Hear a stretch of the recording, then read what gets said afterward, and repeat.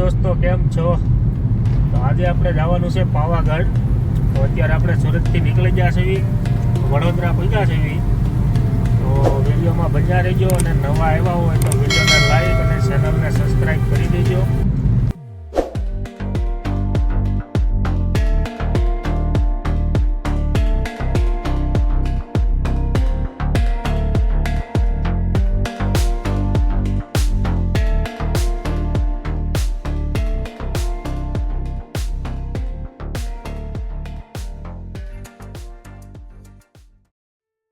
તો દોસ્તો, આપણે પાવાગઢ પૂગી ગયા છે અને આ સામે દેખાય ચંપાનેરનો કિલ્લો છે.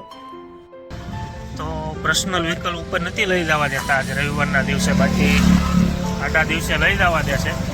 તો આપણે નીચે પાર્કિંગમાં મૂકીને આગળ બસમાં જઈશું માછી ગામ. તો અહીંયા આપણે ગાડી પાર્કિંગ કરી દીધી છે અને આ બાજુ પાછળ છે બસ સ્ટેન્ડ. તો આપણે બસમાં લાવવાનું છે ઉપર.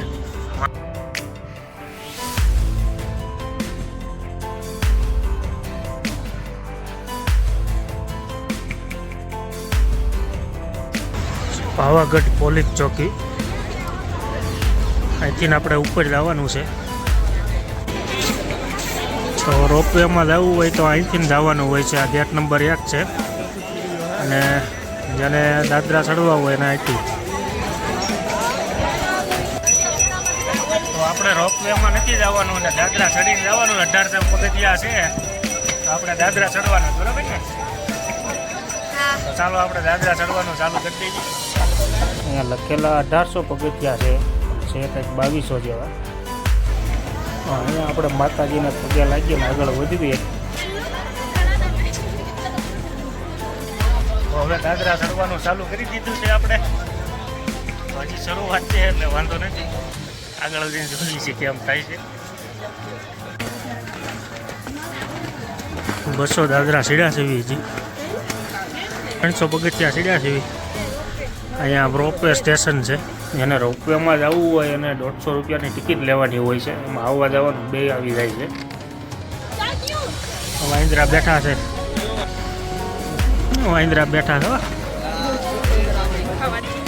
ગેટ આવી ગયો. હા, ડુંગર ચડવાનો છે. આ રીતનો વ્યૂ દેખાય છે. હજી થોડાક દાદરા ચડ્યા છે 400. આમાં પહેલાં અનાજ ભરવામાં આવતો, 100 થઈ ગયા. કેમ છો, ટાંકી ગયા?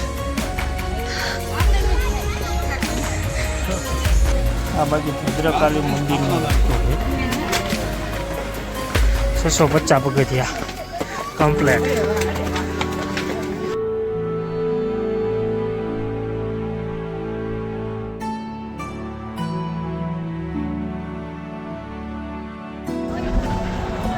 આજે ઉપર ચક્કર ફરે ને, ચક્કર ફરે એટલે રોપવે બંધ છે. એ પવન વધારે છે એટલે તો બંધ થઈ જાય તો રોપવે ચાલુ કરી દે છે. અહીંથી આ રીતનો નજારો દેખાય છે.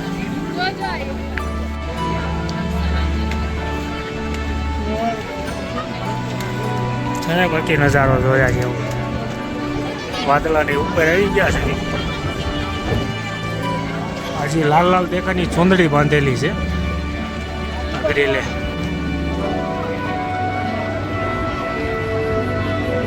આ રોડ છે નીચેનો, આપણે જે આવ્યા ઉપર.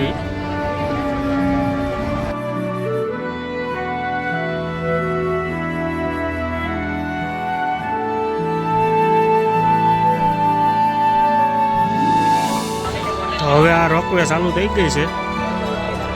અહીંયા તમે જોઈ શકો છો, ધીમું પડી ગયો એટલે ચાલુ કરી દીધી છે. ફૂલ ભરતું હોય ને તો બંધ હોય.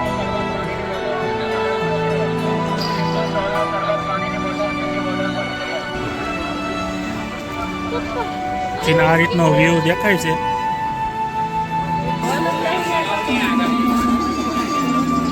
બધા ખાવા બેસી ગયા છે. એટલો ચડવાનું રહ્યું છે. હવે અહીંયા પૈગા જેવી તો વુડન ખટોલા અહીંયા સુધી આવે છે. અહીંથી નામ હાલીને જવાનું હોય છે. 300 જેટલા પગથિયા ચડવાના હોય છે.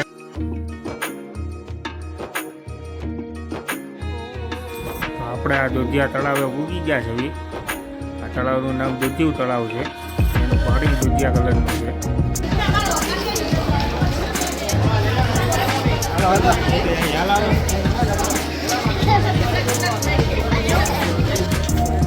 તો અહીંયા આવ્યા છે આ વર્ષો જૂનું મંદિર છે. આ છે જૈન દેરાસર. આજથી 10 વર્ષ પહેલાં અમે અહીંયા આવ્યા ને તો અહીંયા બહેન જમ્યા હતા.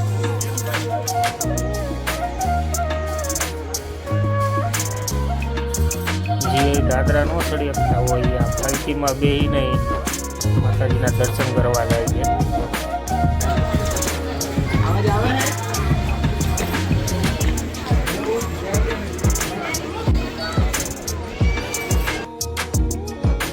અહીંયા તેલિયું તળાવ છે. આ ફરતે ફરતા ટોલ છે.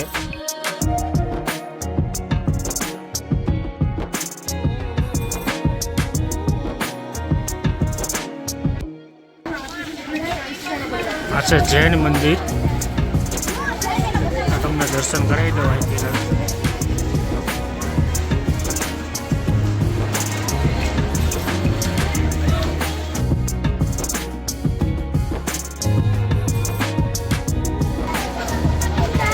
આ મંદિરનો ગેટ આવી ગયો છે.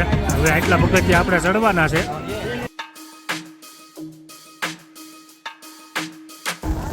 પણ અહીંયા વધારવાનું હોય છે.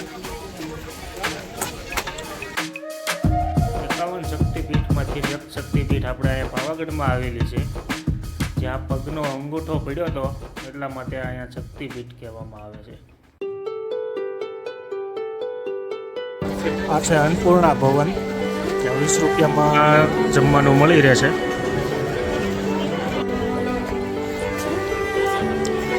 સીધા દાદરા છે. હા ચડી ગયો ચડવામાં.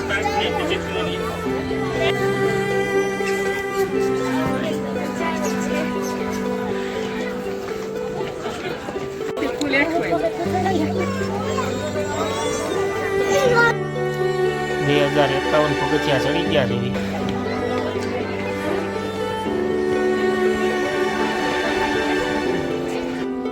આ છે ભોજનાલય. આ છે તળાવ. આ બધું છે જૈન મંદિર. આ બધું અહીંથી ઉપરથી દેખાય છે નજારો. વાદળાની ઉપર આપણે આવી ગયા છીએ.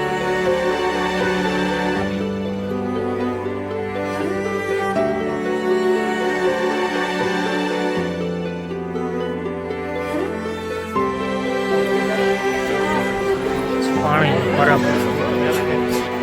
આ દાદરા ચડવાના છે. આવો વ્યૂ દેખાય છે.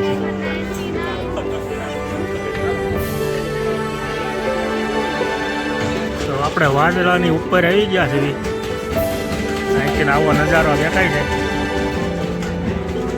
આ દાદરા ચડવાના બાકી છે. ઉપર મંદિર છે. અહીંથી આ દાદર ઉપર ચડવાનો છે.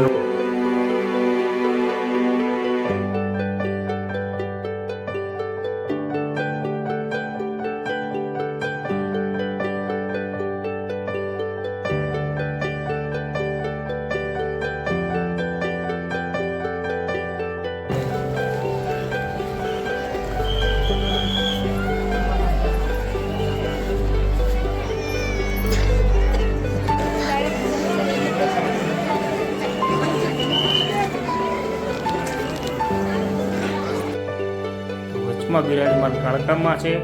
એક બાજુ બહુચરમાં છે. એક બાજુ ભદ્રકાળી માતા છે. ત્રણેયના સાથે જ દર્શન થઈ રહ્યા છે.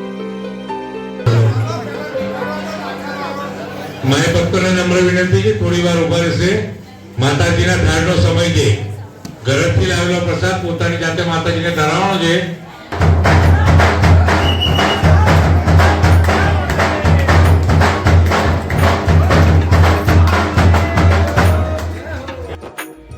તો આપણે માતાજીના સરસ દર્શન થઈ ગયા છે. અને હવે જો આ ટ્રાફિક વધી ગઈ છે થાળ ધરાય છે એટલે. આ છે મંદિરના પાછળનો ભાગ. 500 વર્ષ પછી આ ધજા ફરકી રહી છે અહીંયા.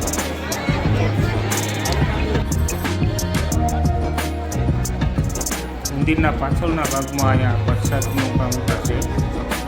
આજથી 500 વર્ષ પહેલાં મોહમ્મદ બેગડાએ આ મંદિરને તોડાવી નાખ્યું હતું. ત્યાર પછી 500 વર્ષ પછી 2022માં મંદિરનું પુનર્નિર્માણ કરવામાં આવ્યું છે અને આ ધજા ફરકી રહી છે.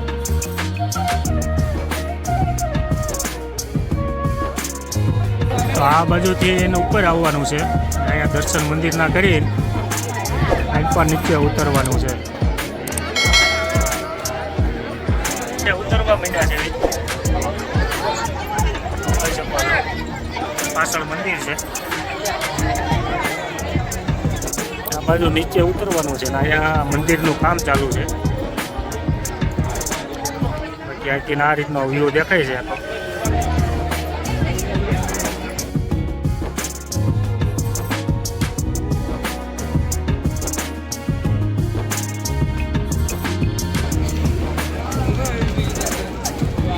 આ બધા દાદરા ઉતરવાના છે.